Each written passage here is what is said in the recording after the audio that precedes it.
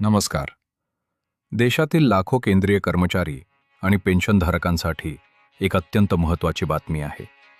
8वा केंद्रीय वेतन आयोग आता कार्यान्वित झाला असून त्यांनी थेट आपल्या कर्मचाऱ्यांकडून मते मागवली आहेत. 8व्या वेतन आयोगानं 8cpc.gov.in या पोर्टलद्वारे 18 अत्यंत महत्त्वाचे प्रश्न उपस्थित केले आहेत.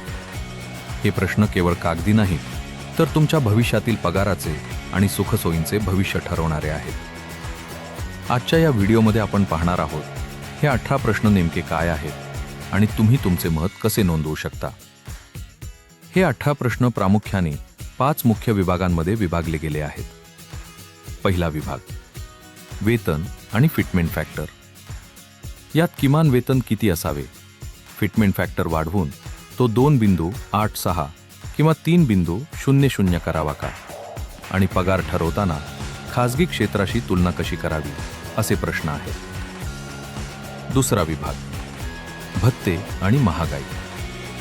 यात घरभाडे भत्ता, वाहतूक भत्ता आणि महागाई भत्त्याची सध्याची पद्धत बदलावी का किंवा कॅफेटेरिया पद्धत लागू करावी का, हे विचारले आहे.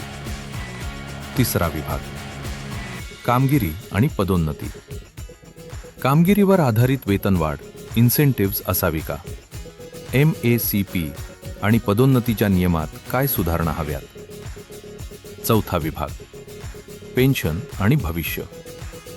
पेन्शनधारकांसाठी नवीन वेतन सुधारणा कशा असाव्यात आणि वाढत्या पेन्शनच्या आर्थिक बोजाबाबत सरकारला काय उपाय सुचवू शकतात. पाचवा विभाग, आधुनिक बदल. यामध्ये लॅटरल एंट्री, अर्धवेळ काम, फ्लेक्सी टाईम आणि तंत्रज्ञानाचा वापर करून कामाच्या स्वरूपात काय बदल करता येतील यावर मते मागितली आहेत. लक्षात ठेवा, हे प्रश्न केवळ चर्चेसाठी नाहीत. तुमचे एक मत 8व्या वेतन आयोगाच्या शिफारशी बदलू शकते.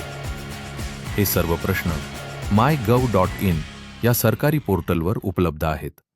तुम्हाला फक्त तिथे तुमचे मोबाईल नंबर वापरून लॉग इन करायचे आहे आणि या 18 प्रश्नांवर तुमची मते नोंदवायची आहेत. लक्षात ठेवा, ही प्रक्रिया पूर्णपणे ऑनलाईन आहे. कोणतीही ईमेल किंवा टपालपत्र स्वीकारली जाणार नाहीत. या प्रश्नावलीसाठी अंतिम मुदत 31 मार्च 2026 आहे. त्याआधीच आपली मते नोंदवून या ऐतिहासिक प्रक्रियेत सहभागी व्हा.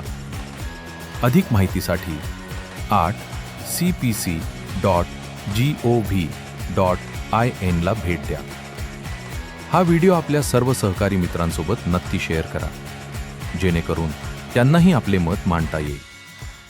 पाहत रहा आपल्या हक्काच्या बातम्या.